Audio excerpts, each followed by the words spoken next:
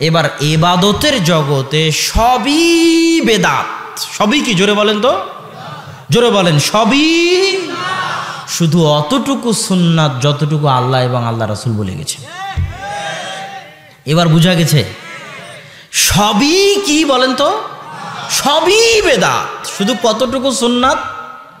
যতটুকু আল্লাহ এবং আল্লাহ রাসূল বলে গেছেন ততটুকু সুন্নাত।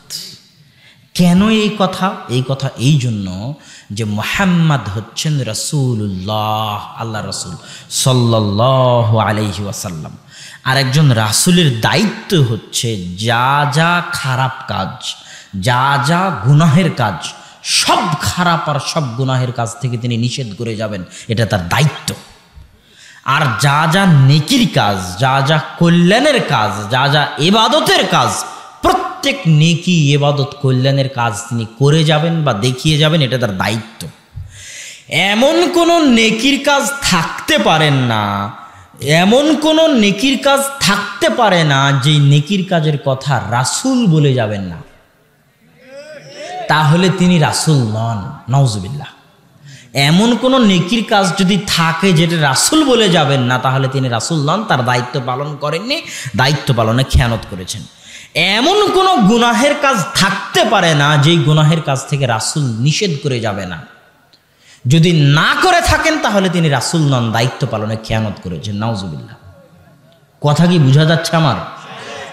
অতএব কোনো কাজকে যদি ইবাদত প্রমাণ করতে হয় তাহলে আগে দেখাতে হবে যে আল্লাহ রাসূল করে গেছেন। আল্লাহ রাসূল যদি করে না গিয়ে থাকেন আর আপনি যদি বলেন এটা ইবাদত, তাহলে আপনি বলতে চাচ্ছেন এটা ইবাদত হওয়া দরকার ছিল, আল্লাহ রাসূলের করা উচিত ছিল, বলা উচিত ছিল, এটাও ইসলামী শরীয়তের অংশ, কিন্তু আল্লাহ রাসূল খেয়ানত করে বলে যাননি। এটা আল্লাহ রাসূলের জন্য কত বড় অপমানজনক বলেন, কত বড় অপমানজনক? অনেক বড় অপমানজনক। এই জন্য কিয়ামতের মাঠে আল্লাহ রাসূল বলবেন সুহকান সুহকান সুহকান লিমান গায়্যারা বাদি। আমার মৃত্যুর পরে আমার দিনের মধ্যে যারা মাতাব্বরি করেছো, বাটপারি করেছো, মাতাব্বরি করে দিনের মধ্যে কম বেশি সংযোজন বিয়োজন করেছো, তারা দূর হও। এদের হাউজে কাউসারের পানি পান করার অধিকার নাই। কেননা আমি রাসূল, লা ইন্নী আতকাকুম ওয়া আখশাকুম লিল্লাহ, আসমানের নিচে জমিনের উপর আমি সবচেয়ে বেশি আল্লাহকে ভয় করি। এমন কোনো ইবাদত থাকবে আর আমি করে যাব না, এটা তুমি আমাকে দেখাতে চাও?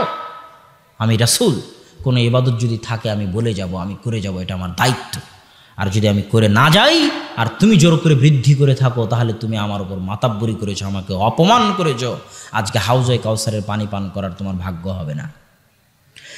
আপনাকে আরেকটু বুঝাই সুন্নাত বেদাত। ইমাম মালিকের নাম শুনেছেন? ইমাম মালিক 179 হিজরিতে মারা গেছেন। মুয়াত্তা মালিকের লেখক। মুয়াত্তা মালিক নামে একটা হাদিসের গ্রন্থ আছে, যে হাদিসের গ্রন্থের লেখক হচ্ছে ইমাম মালিক। 4 মাযহাবের এক মাযহাব আছে মালিকি মাযহাব, সেই মাযহাবের তিনি ইমাম। মদিনার মানুষ, মদিনাতেই জন্ম, মদিনাতেই মারা গেছেন। মসজিদে নববীতে দারস দিয়েছেন। বাকিউল গারকাতে তার কবর আছে। ইমাম মালিক রাহিমাহুল্লাহ রাহমাতান ওয়াসিআ। ইমাম মালিকের দরবারে একজন ব্যক্তি এসে বলতেছে, ইমাম মালিক, উরিদু আন উহরিমা মিন কবরি রাসূলিল্লাহি সাল্লাল্লাহু আলাইহি ওয়াসাল্লাম। ইমাম মালিক, আমি আল্লাহর রাসূলের মসজিদ থেকে, আল্লাহর রাসূলের কবরের পাশে থেকে ইহরাম বাঁধতে চাই। ইহরাম বাঁধা বুঝেন? ইহরাম বাঁধা মানে হচ্ছে হাজিরা একটা সাদা কাপড় পরে না, ওই সাদা কাপড় পরে লাব্বাইক আল্লাহুম্মা লাব্বাইক লাব্বাইক লা শারীকা লাক লাব্বাইক ইন্নাল হামদা ওয়ান নি'মাতা লাক ওয়াল মুলক লা শারীকা লাক, এই যে পরে চিৎকার করতে করতে, এটাকে বলে ইহরাম বাঁধা। এটাকে কি বলে? ইহরাম শব্দের অর্থ হচ্ছে হালাল জিনিসকে হারাম করে নেওয়া। ইহরাম শব্দের শাব্দিক অর্থ হচ্ছে হারাম করে নেওয়া। কেন হারাম করে নেওয়া নাম? কেননা ইহরাম বাঁধলে অনেক হালাল কাজ কি হয়ে যায়? হারাম হয়ে যায়। স্ত্রীর সাথে সহবাস করা হালাল না হালাল নয়? হালাল। কিন্তু ইহরাম বাঁধলে ওটা কি হয়ে যায়? হারাম হয়ে যায়। নখ কাটা হালাল না হারাম? হারাম। কিন্তু ইহরাম বাঁধলে ওটা কি হয়ে যায়? হারাম হয়ে যায়। চুল কাটা হারাম না হালাল? হালাল। কিন্তু ইহরাম বাঁধলে ওটা কি হয়ে যায়? হারাম হয়ে যায়। তাহলে ইহরাম বাঁধা মানে হচ্ছে অনেক হালাল কাজকে নিজের উপর কি করে নেওয়া? হারাম করে নেওয়া। শিকার করা, গরু জবাই করা, ছাগল জবাই করা, কবুতর জবাই করা, তীর দিয়ে শিকার করা, এটা হালাল না হারাম? হালাল। কিন্তু ইহরাম বাঁধলে ওটা কি হয়ে যায়? হারাম হয়ে যায়। তাহলে এহরাম মানে অনেক হালাল কাজকে নিজের উপর হারাম করে নেওয়া। এটা কিসের মাধ্যমে? ওই কাপড়টা পরিধান আর এই নিয়ত করার মাধ্যমে, যে লাব্বাইক আল্লাহুম্মা লাব্বাইক, এই লাব্বাইক ধ্বনি দেওয়ার মাধ্যমে এহরাম করা হয়। এখন কথা হচ্ছে, আল্লাহর রাসূল এহরাম বাঁধার জন্য প্রত্যেক দেশ ও জাতির নির্দিষ্ট জায়গা করে দিয়েছেন। যেমন এইটা যদি আমরা ধরি যে এটা হচ্ছে মদিনা, এটা কি বলেন তো? মনে মনে আপনারা ধরেন এটা কি মদিনা, কথা বলছেন না কেন? এটা কি মদিনা। এইটা হচ্ছে মক্কা। এই মদিনা থেকে মক্কা 10 কিলোমিটার দূরে একটা জায়গা আছে, তার নাম জুলহুলাইফা। কি নাম? জুলহুলাইফা। মদিনাবাসীর জন্য এবং যারা মদিনা দিয়ে অতিক্রম করবে তাদের এহরাম বাঁধার জায়গা হচ্ছে মদিনা থেকে 10 কিলোমিটার দক্ষিণে মক্কার দিকে জুলহুলাইফা নামক জায়গা তাদের এহরাম বাঁধার জায়গা। এখন এই ব্যক্তি ইমাম মালিককে বলতেছে, ইমাম মালিক, আমি মদিনার মসজিদে নববী থেকে আল্লাহর রাসূলের কবরের পাশে থেকে এহরাম বাঁধতে চাই। কথা কি বোঝা যায়? তখন ইমাম মালিক বলতেছে, আখশা আন তাকা ফিল ফিতনাহ, আমি ভয় পাচ্ছি যে তুমি ফিতনার মধ্যে পতিত হয়ে যাবে। তখন ওই ব্যক্তি বলতেছে, আজীব কথা, আইয়ু ফিতনাতিন হাজিহি, আপনি এমন কিসের ফিতনার কথা বলতেছেন?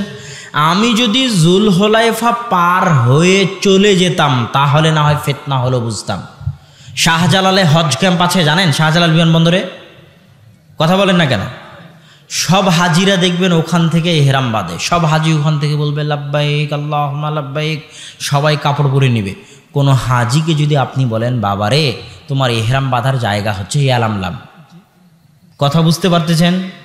তখন ওই হাজি বলবে যে তুমি কি উল্টাপাল্টা কথা বলো, আমি যদি ইয়ালামলাম পার হয়ে যেতাম তাহলে না একটা সমস্যা ছিল বুঝলাম, আমি তো ইয়ালামলামের কয়েক হাজার কিলোমিটার আগে ঢাকায় বসে এহরাম বাঁধতেছি, এর মধ্যে আবার ফিতনা কি? এই এর মধ্যে ফিতনা কি রে? হ্যাঁ, করবে না করবে না? ইমাম মালিককে ওই ব্যক্তি বলতেছে, আপনি কিসের ফিতনার কথা বলেন? আমি যদি জুলহুলাইফা পার হয়ে চলে যেতাম তাহলে একটা কথা ছিল, আমি তো আগে, তাও আবার মসজিদে নববী, তাও আবার আল্লাহ রাসূলের কবরের পাশে থেকে এহরাম বাঁধতেছি।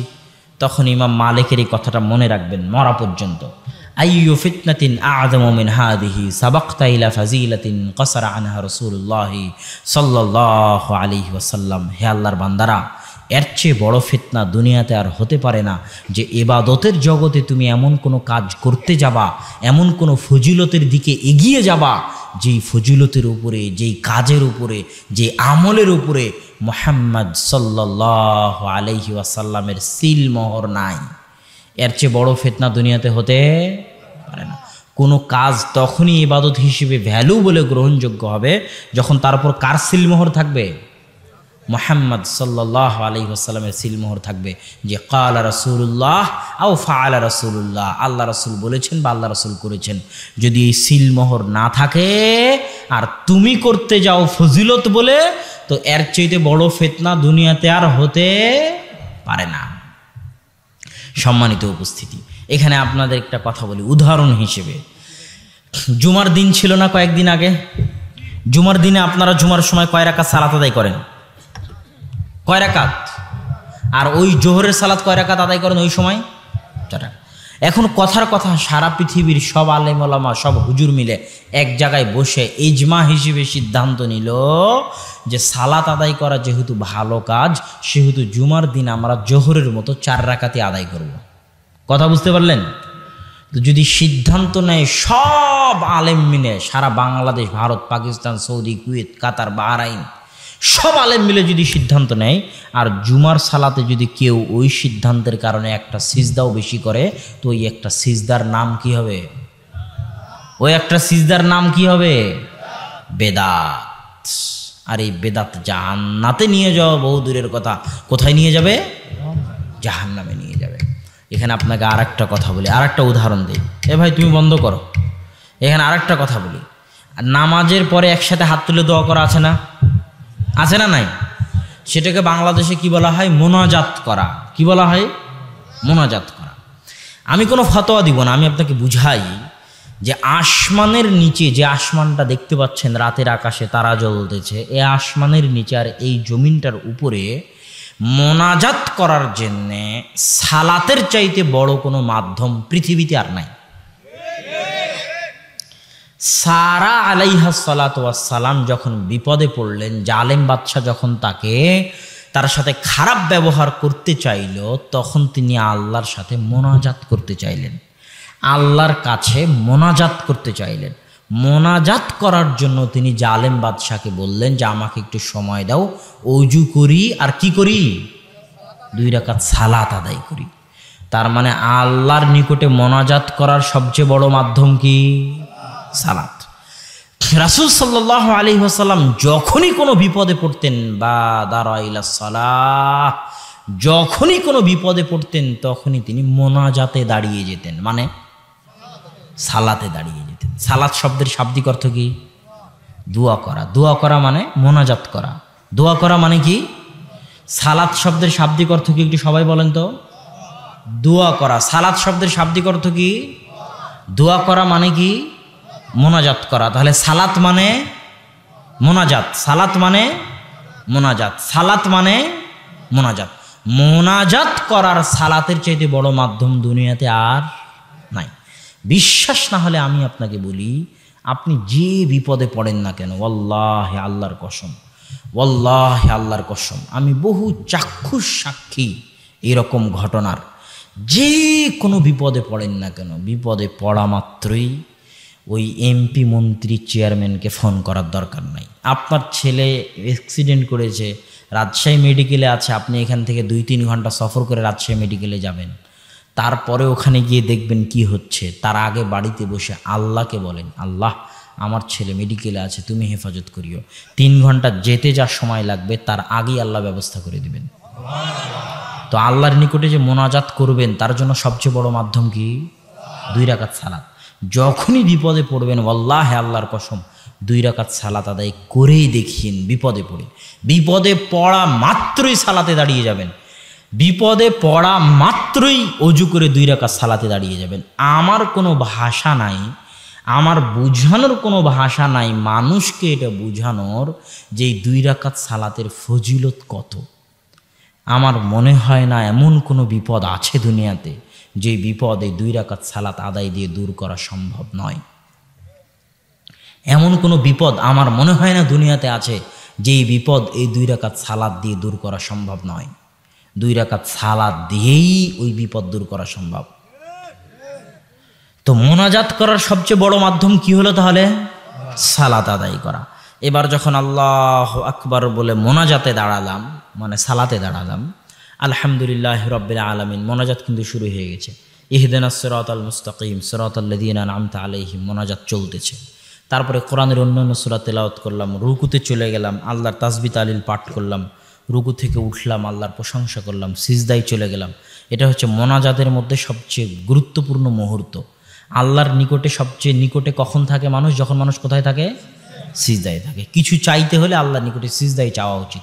কোরআনের আয়াত বাদ দিয়ে, হাদিসের দোয়া দিয়ে, নিজের বানানো আরবি দিয়ে সিজদায় আল্লাহ সুবহানাহু ওয়া তাআলার নিকটে চাইবেন। সিজদা থেকে উঠলেন, মোনাজাত চলতেছে। 2 সিজদার মাঝের দোয়া কিন্তু অনেক সুন্দর একটা মোনাজাত। আবার সিজদায় গেলেন, আবার আল্লাহর তাসবিহ তাহলিল পাঠ করলে আবার মোনাজাত করতে লাগলেন। সিজদা থেকে উঠলেন, এইভাবে সালাত শেষ হয়ে যাচ্ছে। এবার সালাম ফিরার পূর্বে প্রথমে তাশাহুদ পড়লেন, আল্লাহর রাসূলের উপর সালাত পাঠ করলেন, সালাম পেশ করলেন, তারপর আল্লাহ রাসূলের উপর দরুদ পেশ করলেন। তারপর এবার শুরু হয়ে গেল মোনাজাত। যত মোনাজাত আপনার জানা আছে, যত কোরআনের আয়াত জানা আছে, যত আল্লাহ রাসূলের হাদিস জানা আছে, যত আরবি দোয়া মুখস্থ আছে, যত নিজে আরবি বলতে পারতেছেন, সব সালাম ফিরানোর আগে চলতে থাকবে দীর্ঘক্ষণ মোনাজাত। এবার যখন আসসালামু আলাইকুম বলে সালাম ফিরলেন, তখন কি শেষ হয়ে গেল? একটু জোরে বলেন তো, কি শেষ হয়ে গেল? মোনাজাত শেষ হয়ে গেল। এখন কেউ যদি বলে হুজুর মোনাজাত করালো না, তাকে যদি আমি জাহেল প্রমাণ করতে না পারি, তাহলে আমি আপনার বদলগাছিতে আসবো না ইনশাআল্লাহ। কেননা মোনাজাত শেষ হয়ে গেল। এবার যখন আসসালামু আলাইকুম বলে সালাম ফিরলেন, এবার যত হাদিস গ্রন্থের হাদিস আছে সব খুলে দেখেন, সব জিকির, আজকার, তাসবিহ, তাহলিল, নাস, ফালাক, ইখলাস, আয়াতুল কুরসি সব দিয়ে ভর্তি। যখন সমাজে একসাথে হাত তুলে দোয়া করার বেদাত ঢুকেছে, তখন 2টা সুন্নাত উঠে গেছে সমাজ থেকে। একটা সুন্নাত সমাজের মানুষ ভুলে গেছে যে সালাতই হচ্ছে মোনাজাতের সবচেয়ে বড় মাধ্যম। আর একটা হচ্ছে সালাম ফেরানোর পরে যে জিকির, আজকার, তাসবিহ, তাহলিল করতে হয়, এটাও ভুলে গেছে। সলাতুল জানাজা, জানাজা মানে কি? জানাজা মানে লাশ, জানাজা মানে কি? লাশ। আর সালাত মানে মোনাজাত, লাশের জন্য মোনাজাত। সালাতুল জানাজা মানে কি? লাশের জন্য মোনাজাত। সালাতুল জানাজা মানে হচ্ছে লাশের জন্য মোনাজাত। আল্লাহু আকবার। সূরা ফাতিহা, সূরা ফাতিহা এই জন্য আল্লাহর প্রশংসা করতে হয়, দোয়া করতে হলে, মোনাজাত করতে হলে আল্লাহর প্রশংসা করতে হয়। সূরা ফাতিহা শেষ, আল্লাহু আকবার। দরুদ শরীফ, দরুদ শরীফ কেন? আল্লাহর প্রশংসার পরে মোনাজাত করতে হলে দরুদ পড়তে হয়। মোনাজাত করতে হলে আল্লাহর প্রশংসার পরে কি পড়তে হয়? দরুদ পড়তে হয়। আল্লাহু আকবার। তৃতীয় তাকবীর। এবার শুরু হলো আল্লাহুম্মা গফির লাহু ওয়ারহামহু ওয়াফু আনহু, আল্লাহুম্মা গফির লিহাইয়িনা ওয়া মাইয়িতিনা। মোনাজাত শুরু হয়ে গেল। কি শুরু হয়ে গেল? মোনাজাত শুরু হয়ে গেল। আল্লাহে, আল্লাহর কসম, আল্লাহে, আল্লাহর কসম, সারা বাংলাদেশ কেন, সারা পৃথিবীর সব আলেম ওলামা, সব হুজুর মিলে কবরের পাশে দাঁড়িয়ে একসাথে হাত তুলে যদি আপনার আব্বার জন্য মোনাজাত বানাতে থাকে বাংলায়, সারা পৃথিবীর সব হুজুর মিলে যদি বানাতে থাকে, তো তৃতীয় তাকবীরের পরে আল্লাহর রাসূল মুহাম্মদ সাল্লাল্লাহু আলাইহি ওয়াসাল্লাম যে মোনাজাত শিখিয়ে দিয়েছেন, তার চেয়ে ভালো মোনাজাত বানাতে পারবে না। আল্লাহুম্মা গফির লাহু ওয়ারহামহু ওয়াফু আনহু, এই যে দোয়াটা আছে মৃত ব্যক্তির জন্য মোনাজাত স্বরূপ, এর চেয়ে ভালো দোয়া সারা পৃথিবীর হুজুর মিলে কবরের পাশে দাঁড়িয়ে যে মোনাজাত করবে বাংলায়, বানাতে পারবে না। এই দোয়ার চাইতে ভালো দোয়া বানাতে পারবে না। এই দোয়ার চাইতে ভালো দোয়া বানাতে পারবে না। এই দোয়ার চাইতে ভালো দোয়া বানাতে পারবে না। সারা পৃথিবীর সব মানুষ মিলে যদি মনে করে আল্লাহ রাসূলের জন্য দরুদ বানাবে, তো আল্লাহুম্মা সাল্লি আলা মুহাম্মাদ ওয়া আলা আলি মুহাম্মাদ কামা সাল্লাইতা আলা ইব্রাহিম ওয়া আলা আলি ইব্রাহিম ইন্নাকা হামিদুম মাজিদ, এই দরুদের চাইতে ভালো দরুদ বানাতে পারবে না শেখ সাদি হলেও।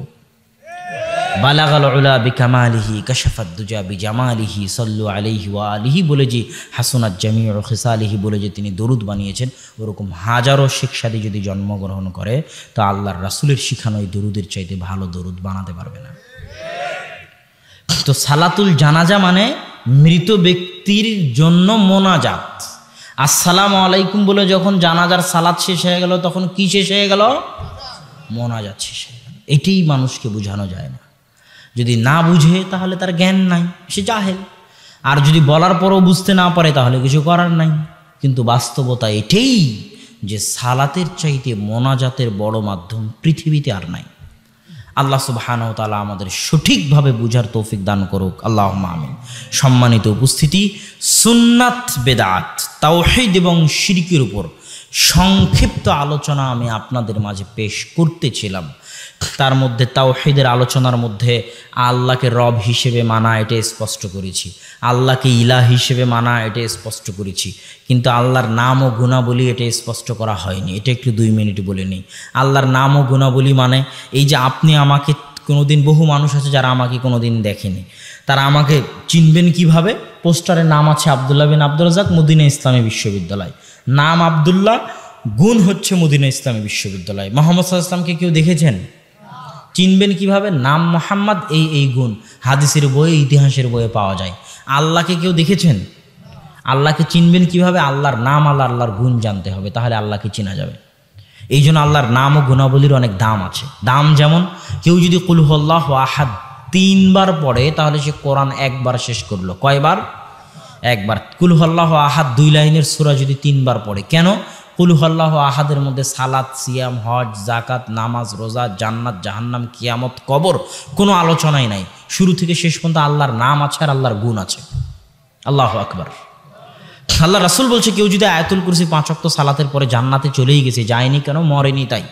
আয়াতুল কুরসি খুলে দেখেন, আয়াতুল কুরসির মধ্যে সালাত, সিয়াম, হজ, জাকাত, নামাজ, রোজা, জান্নাত, জাহান্নাম, কবর, কিয়ামত কোনো কিছুর আলোচনা নাই। শুরু থেকে শেষ পর্যন্ত আল্লাহর নাম আছে আর আল্লাহর গুণাবলী আছে। আল্লাহু আকবার।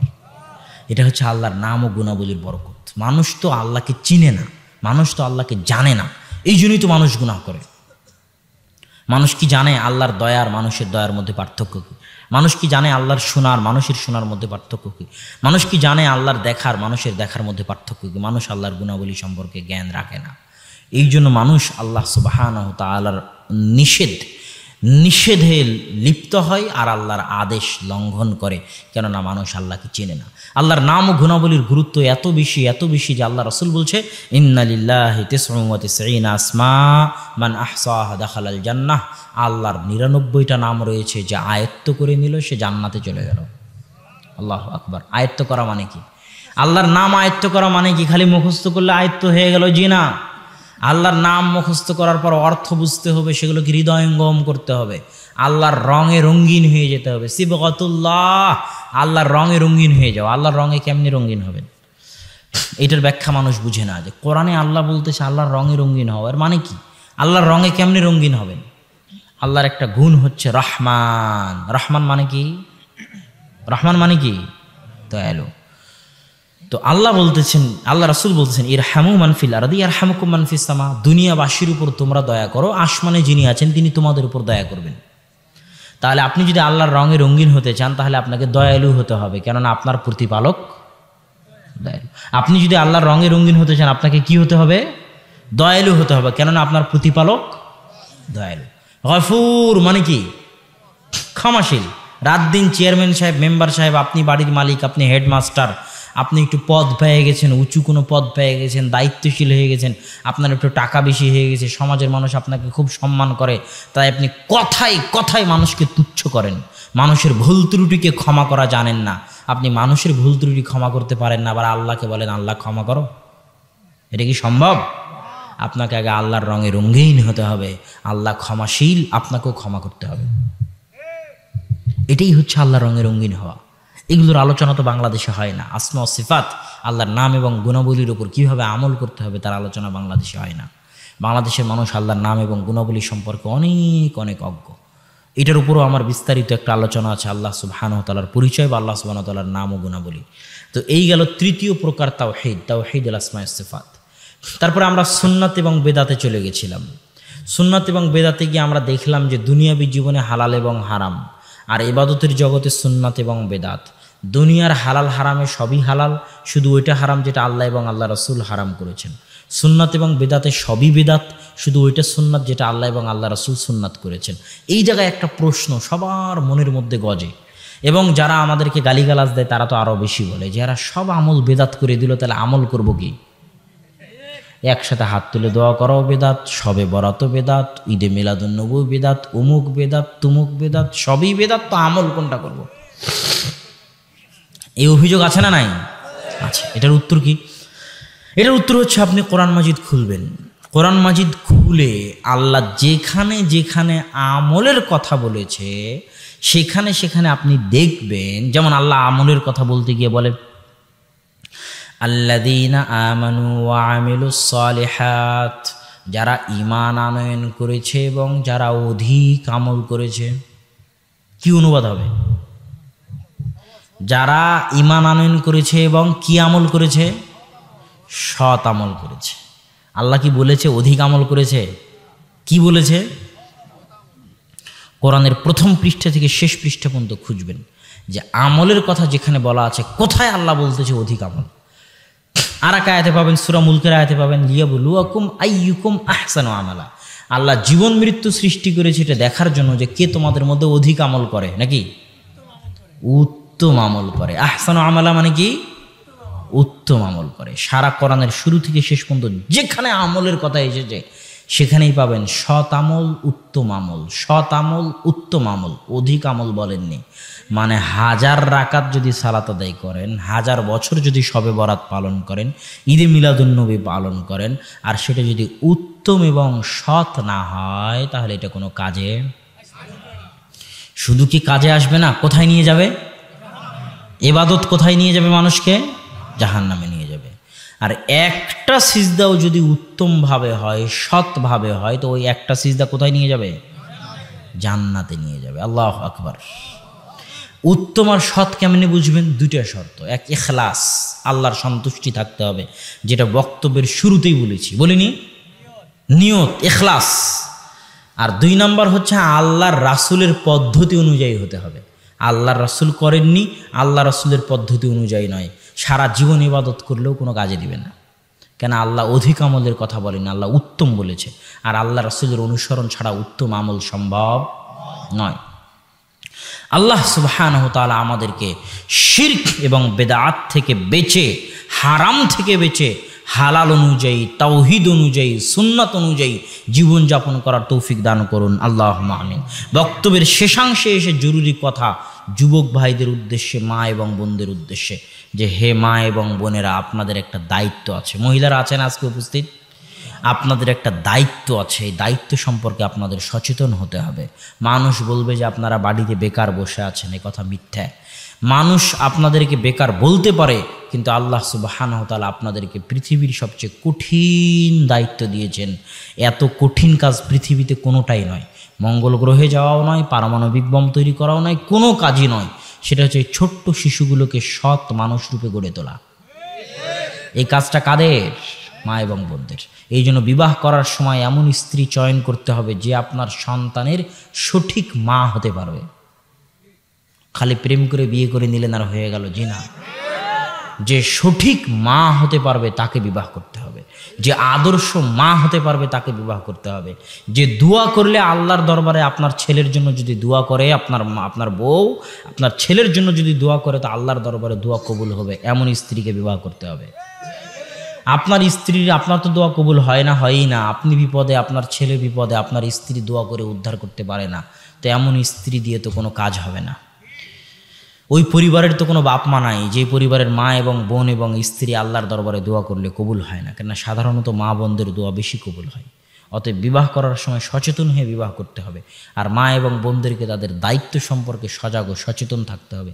কিয়ামতের মাঠে আল্লাহ আপনাদেরকে জিজ্ঞেস করবে এই দায়িত্ব সম্পর্কে। 10 মাস 10 দিন যখন সন্তান আপনার পেটে থাকে, তখন আপনি যা কিছু করবেন তার প্রভাব ওই সন্তানের উপর পড়বে। 2.5 বছর যখন দুধ খায়, আপনি যা কিছু করবেন তার প্রভাব সন্তানের উপর পড়বেন। আপনি গান বাজিয়ে সন্তানের কান্না থামান, তাহলে তো আপনি সন্তানকে নিজেই ধ্বংস করে দিলেন। আপনি সন্তানের নাম রেখেছেন উল্টাপাল্টা, আলতু ফালতু, আপনি তো আপনার সন্তানকে নিজেই ধ্বংস করে দিলেন। অতএব জন্ম দিতে পারলেই মা হওয়া যায় না, জন্ম দিতে পারলেই পিতা হওয়া যায় না। দায়িত্ব পালন করতে হবে, সন্তান সন্ততিকে আদব কায়দা আদর্শ শেখাতে হবে। আর যুবক সমাজের উদ্দেশ্যে সংক্ষিপ্ত কথা, মা ও বোনদের উদ্দেশ্যে আর একটা কথা, পর্দা। পর্দা এত গুরুত্বপূর্ণ জিনিস, এত গুরুত্বপূর্ণ জিনিস, এত গুরুত্বপূর্ণ জিনিস। পর্দা হচ্ছে নারীর সম্মান। পর্দা কি? নারীর সম্মান। কিভাবে সম্মান? আল্লাহ যখন আদম এবং হাওয়াকে জান্নাত থেকে বের করে দিলেন, তখন সাথে সাথে তাদের কাপড় খুলে পড়ে গেছিল। এই ঘটনা জানা আছে আপনাদের? যখন কাপড় খুলে পড়ে গেল, তখন তারা জান্নাতের গাছের পাতা দিয়ে লজ্জাস্থান ঢাকতে লাগলেন। আদম আর হাওয়া কি দিয়ে লজ্জাস্থান ঢাকলেন? গাছের পাতা দিয়ে। তার মানে উলঙ্গ হয়ে যাওয়া আল্লাহর পক্ষ থেকে শাস্তি। উলঙ্গ হয়ে যাওয়া আল্লাহর পক্ষ থেকে কি শাস্তি? আযাব। আর আমাদের মা এবং বোনেরা সে আযাব স্বেচ্ছায় ভোগ করতেছে, লজ্জাহীনভাবে, নির্লজ্জভাবে সে আযাব স্বেচ্ছায় ভোগ করতে হচ্ছে। আল্লাহর পক্ষ থেকে আযাব। উলঙ্গ হয়ে যাওয়া, বেপর্দায় থাকা আল্লাহর পক্ষ থেকে আযাব। আল্লাহ রাসূলের যুগে, সাহাবীদের যুগে, ইসলামী খেলাফতের যুগে কোনো সম্ভ্রান্ত মুসলিম মহিলা মুসলিম বংশের মুখ খোলা রাখত না।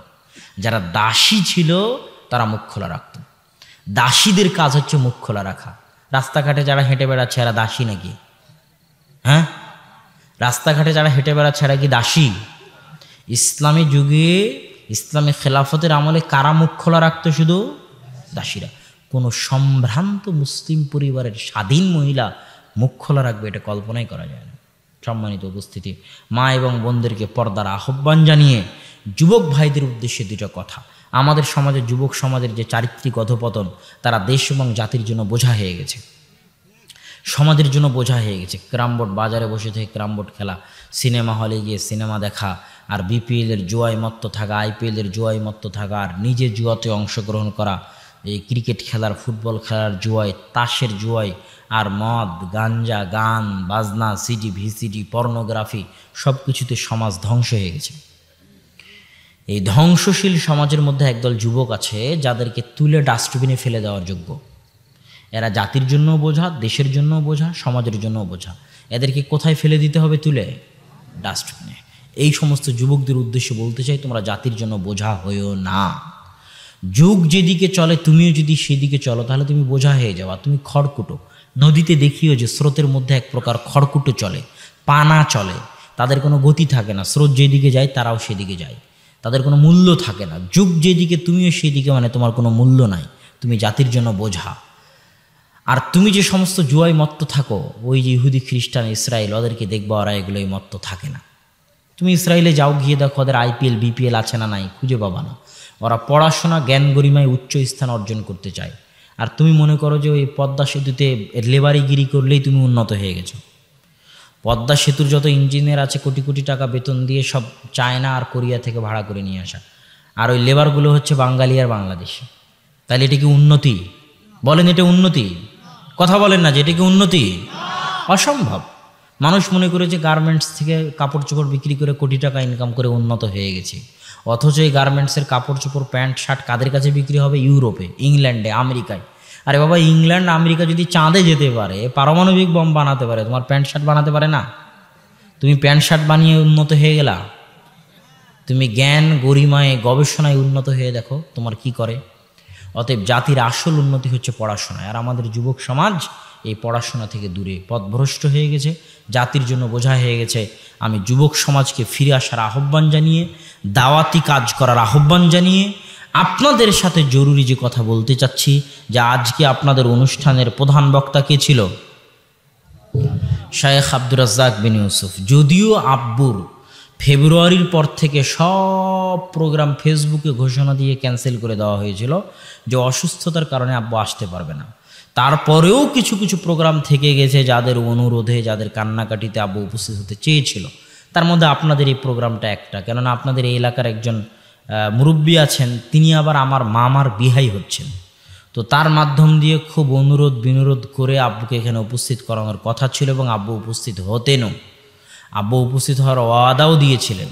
কিন্তু আপনারা জানেন যে আব্বুর দুইটা প্রতিষ্ঠান আছে, একটা আল জামিয়া সালাফিয়া ডাঙ্গিপাড়া পবা রাজশাহী, আর একটা আল জামিয়া সালাফিয়া রূপগঞ্জ নারায়ণগঞ্জ ঢাকা।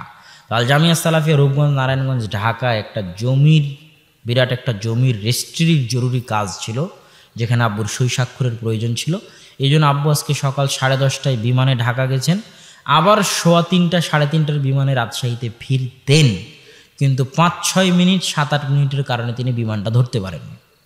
এখন তিনি রাস্তার গাড়িতে রাজশাহী ফিরতেছেন। যদি বিমানে চলে আসতে পারতেন তাহলে আমার জায়গায় আজকে আপনাদের এখানে আব্বুই থাকতো। তো এটা আপনাদের কমিটির কোনো গাফলতি নয়, বা তারা চেষ্টার কোনো ত্রুটি করেনি, বা আব্বুরও চেষ্টায় কোনো ত্রুটি নাই, এটা একটা অ্যাক্সিডেন্টাল ঘটনা। তবে আপনাদের নিকটে আমি অনুরোধ করব, আপনারা আব্বুর জন্য অন্তরের অন্তরস্থল থেকে দোয়া করবেন, আল্লাহ সুবহানাহু ওয়া তাআলা যেন যত ষড়যন্ত্র আছে, যত মানুষের হিংসা বিদ্বেষ বিরোধিতা আছে, যত মানুষের অপপ্রচার আছে, দুর্নাম আছে, সব কিছুকে উপেক্ষা করে আল্লাহ সুবহানাহু ওয়া তাআলা যেন গায়েবী মদদ দিয়ে তাকে হেফাজত করেন। আল্লাহুম্মা আমিন। তাকে যেন সুস্বাস্থ্য দিয়ে, হায়াতে তৈয়বা দিয়ে দীর্ঘজীবী করেন। আল্লাহুম্মা আমিন। তার হাত দিয়ে যেন দেশ এবং জাতির আরও কাজ নেন এবং সে কাজগুলোতে বরকত দান করেন। আল্লাহুম্মা আমিন। এই যে উঠছেন, যে এখনও তো কথা শেষ হয়নি, যাওয়ার আগে আমি যে বক্তব্য দিচ্ছিলাম আমার বক্তব্যের সাথে সংশ্লিষ্ট এখানে কিছু বই পাবেন।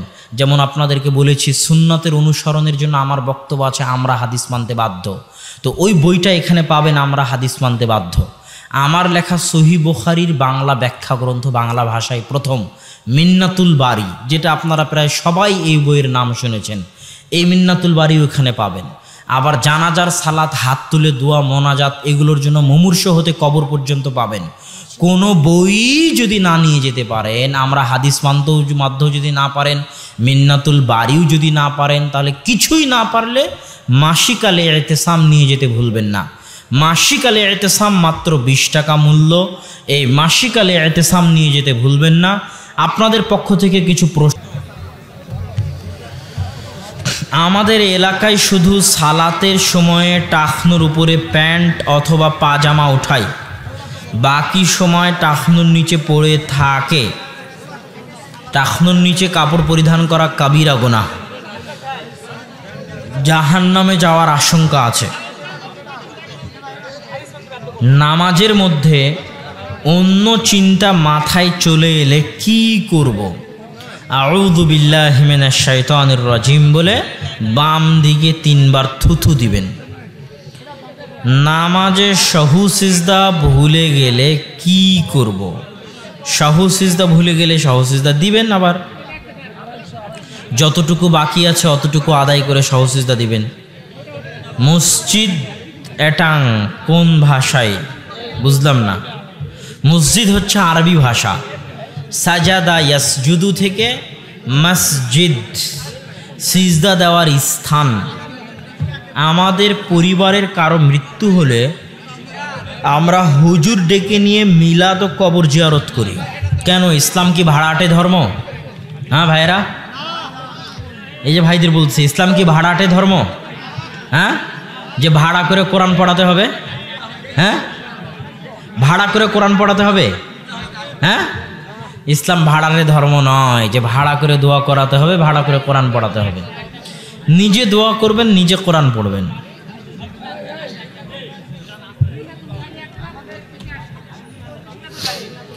কবরে মাটি দেওয়ার সঠিক নিয়ম হচ্ছে কিবলামুখী করে রাখতে হবে। লাশকে কিবলামুখী করে রাখতে হবে। বিসমিল্লাহ আলা মিল্লাতে রাসূলিল্লাহ বলে মাটি দিতে হবে। আর মাটি দেওয়ার পরে তার জন্য মনে মনে দোয়া করা যায় যে আল্লাহ আপনি তাকে প্রশ্ন উত্তরে কায়েম রাখুন। আল্লাহুম্মা সাব্বিতহু, হে আল্লাহ আপনি তাকে প্রশ্নের উত্তরে কায়েম রাখুন, সাবিত কাদাম রাখুন। আকিকাতে যে নাম বাবা মা রাখে সেটা সহ পরে কোনো নাম রেখে সেই নামে কি তাকে ডাকতে পারবো? নাম যদি ভালো হয় অবশ্যই ডাকা যাবে, কেন ডাকা যাবে না? কোনো সমস্যা নেই, নাম ভালো হলে অবশ্যই ডাকা যাবে।